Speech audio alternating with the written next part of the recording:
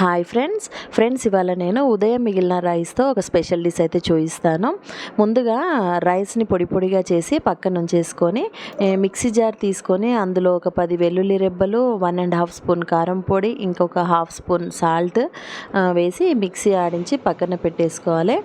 ఇంకో పక్కన స్టవ్ పైన కడాయి పెట్టి అందులో కాస్త ఆయిల్ పోసి 2 ఎండుమిర్చీలు, ఇంకా ఆవాలు, జీలకర్ర వేసి ఆ 3 ఫ్రై అయిన తర్వాత ఇదివరకు మనం చేసి ఉంచుకున్న వెల్లుల్లి రెబ్బల పేస్ట్ని దాంట్లో వేసి ఆయిల్లో బాగా మిక్స్ చేయాలి. అంతా ఆయిల్లో మిక్స్ అయిన తర్వాత కాస్త పసుపు వేసి ఇంతకుముందు పొడిగా చేసి పెట్టుకున్న రైస్ని కడాయిలో వేసి బాగా కలపాలి. మొత్తం కూడా ఆ పేస్ట్ అనేది రైస్కి మొత్తం కూడా పట్టేలా బాగా కలిపేయాలి. చూడండి ఫ్రెండ్స్, ఎంతో రుచికరమైన టేస్టీగా ఉండే వెల్లుల్లి రైస్ రెడీ. ఇంకా ఈ రైస్ని నేను మా పిల్లలకు తినిపిస్తే కొంచెం కూడా వదిలిపెట్టకుండా మొత్తం తిన్నారు. చాలా బాగుంటుంది ఫ్రెండ్స్, మీరు కూడా ట్రై చేయండి. Tasty and also healthy. Thanks friends, thanks for watching.